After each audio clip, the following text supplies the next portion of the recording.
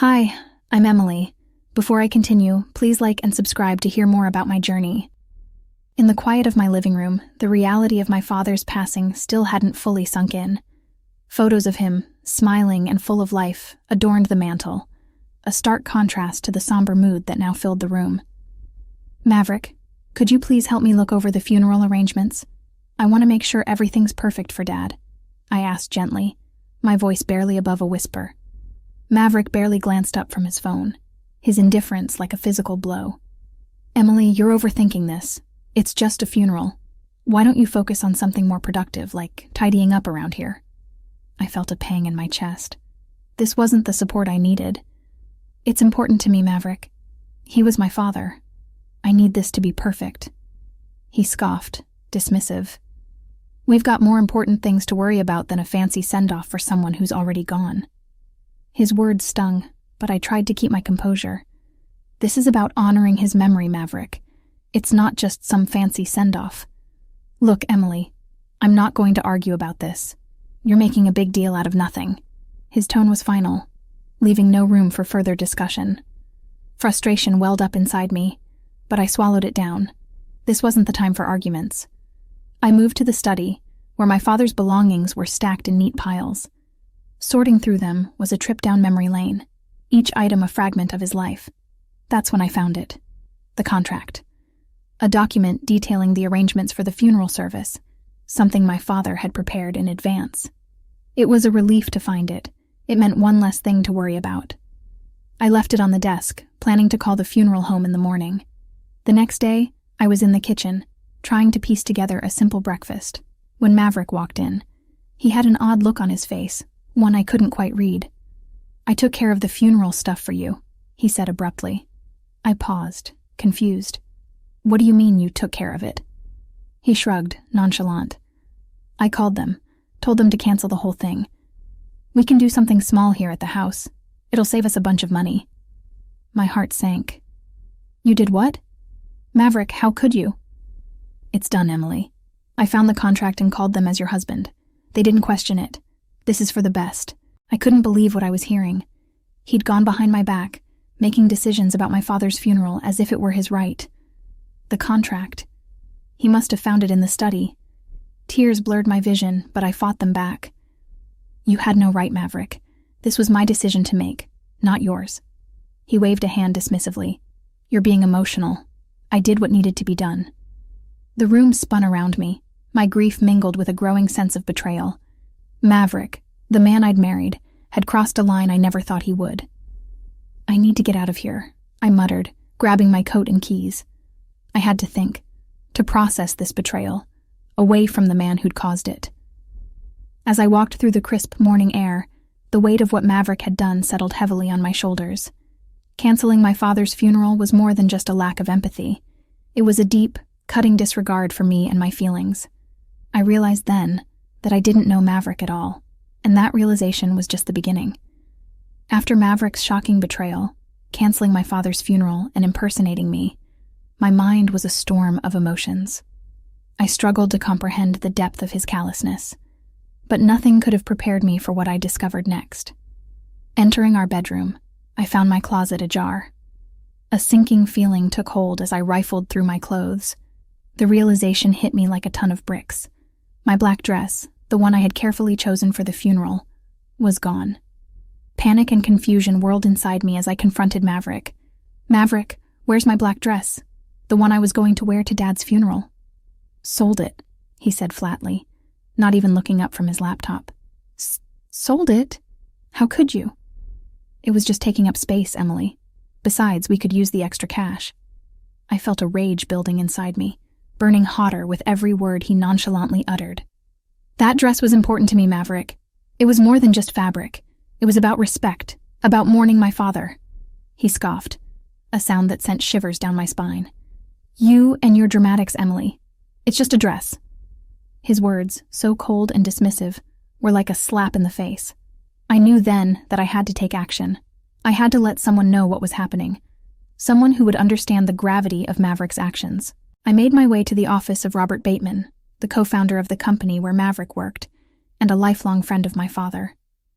The office was stark and modern, a sharp contrast to the turmoil brewing inside me. Robert's surprised expression softened into concern as he saw the state I was in. "Emily, what's wrong?" "Mr. Bateman, I don't know how to say this, but Maverick, he's done something unforgivable."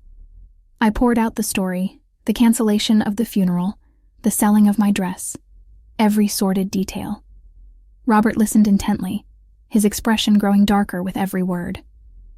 "I had no idea Maverick was capable of this," he finally said, his voice heavy with disappointment. "I'm truly sorry, Emily. Your father was a dear friend, and to disrespect his memory like this it's inexcusable." "Thank you, Mr. Bateman. I needed someone to know, someone who understood." He nodded, a solemn promise in his eyes. "I'll handle this, Emily. Maverick will face the consequences of his actions." Leaving his office, I felt a weight lift from my shoulders, but it was a small comfort compared to the devastation Maverick had wrought. Little did I know, this was just the beginning of his downfall. The news came the next day. Maverick had been fired from his job. The loss of his position at the company he'd worked at for years was a direct result of his actions. It was a blow to his ego, his career, a ripple effect that started with his cruelty and lack of empathy.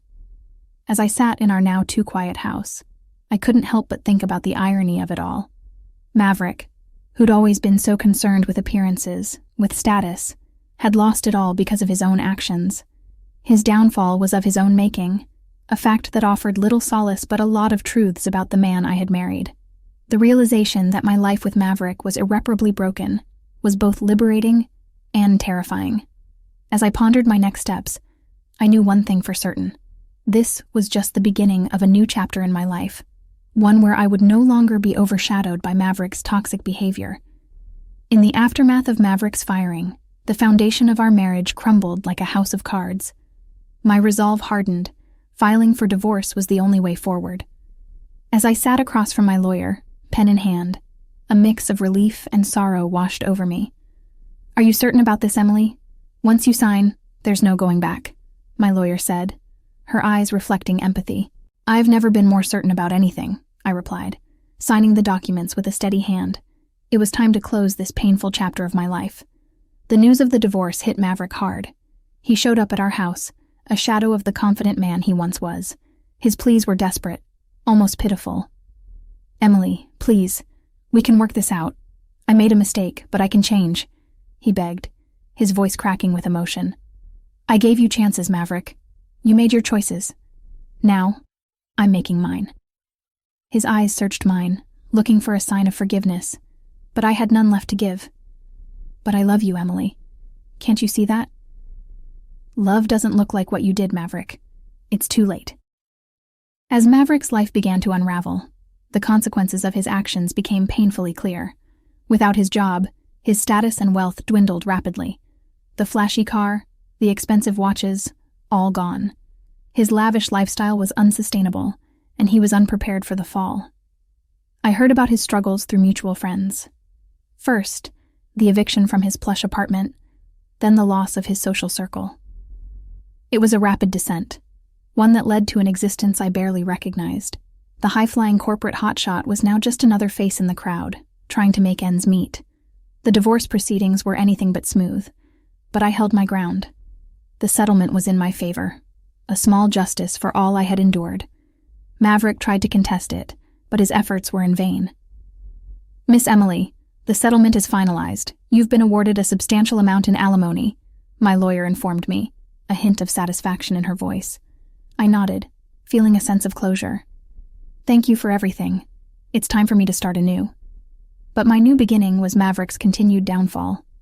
News reached me of his further decline, from living in cheap motels to eventually finding himself on the streets. The transformation was shocking. Once a man who prided himself on his appearance and status, Maverick was now battling addiction and homelessness. I sometimes saw him, a ghost from my past, roaming the streets, a bottle in hand, talking to himself. It was a stark reminder of how drastically life can change. In those moments, I felt a complex mix of emotions: pity, relief, and a newfound appreciation for my own strength and resilience. This journey, as painful as it had been, taught me the importance of standing up for myself and not tolerating toxicity in any form. As I watched Maverick's lonely figure disappear into the crowd, I knew that his downfall was his own doing. He was a man defeated not by fate, but by his own actions and choices. It was a harsh reality, but one that he had crafted with his own hands. Closing that chapter of my life, I looked forward to the future. A future where I was no longer defined by Maverick's actions, but by my own strength, determination, and newfound independence. The path ahead was mine to forge, and I was ready to embrace whatever lay ahead. The finality of the divorce was like a breath of fresh air. It was time to rebuild, to redefine who I was beyond the shadows of Maverick's influence. My newfound independence was exhilarating, yet daunting. I sat across from Mr. Bateman in his office, the same place where I'd once sought refuge from Maverick's betrayal. He slid a job offer across the desk, his gesture kind, but I hesitated. "Emily, this position would be perfect for you. It's what your father would have wanted," he said earnestly. "I appreciate the offer, Mr. Bateman, really, but I've made a decision. I'm going back to school." His eyebrows raised in surprise. "School? But why?" "This opportunity. I want to study psychology. It's something I've always been passionate about. I need to do this for myself." He leaned back, assessing me. "Well, if that's what you want, Emily, I support you. Your father would be proud." The decision to use my inheritance to fund my education was empowering. Enrolling at the university felt like stepping into a new world, one where possibilities were endless and the past didn't define me. My first day on campus was a whirlwind of excitement and nerves. As I walked into my first psychology class, the professor, Dr. Martinez, greeted us with an infectious enthusiasm. "Welcome, everyone. Psychology isn't just a field of study. It's a journey into the human mind. You're here to understand, to empathize, to grow." His words resonated with me, echoing my own aspirations. In class, I found myself engaged in lively discussions, absorbing every bit of knowledge. One particular class discussion stayed with me. We were debating the impact of environment on personality development. A fellow student, Jasmine, argued passionately, "People aren't just products of their environment. They have the power to choose, to change." I chimed in, my own experiences lending weight to my words. "Yes, but our choices are often influenced by our experiences. Understanding that can be key to helping people overcome their challenges." Jasmine nodded in agreement, her eyes reflecting a shared understanding. "Exactly. It's about empathy, understanding, and support." As the semester progressed, my confidence grew. The study of psychology was more than academic. It was personal. It was about understanding myself, Maverick, and the dynamics of our failed relationship. I delved into topics like toxic relationships, resilience, and personal growth. With each lecture, each assignment, I felt as though I was shedding layers of my old self, revealing someone stronger, more capable. And then came the day of my first major presentation. The topic was the impact of toxic relationships on personal development. Standing in front of the class, I felt a surge of nervous energy. Today, I want to discuss how toxic relationships can hinder personal growth, how breaking free from them can lead to newfound strength and self-discovery. The room was silent, all eyes on me. I spoke from the heart, my words a mix of academic theory and personal insight. The applause at the end was not just for my presentation, but for my journey. Walking out of the classroom, I felt a sense of accomplishment, a feeling of coming into my own. The road ahead was still long, but for the first time in a long time, I was excited about the future. As I strolled through the campus, the weight of the past seemed to fall away. I was no longer just Emily, the woman trapped in a toxic marriage. I was Emily, the student, the survivor, the future psychologist. Years had passed since my graduation, and with them came transformation.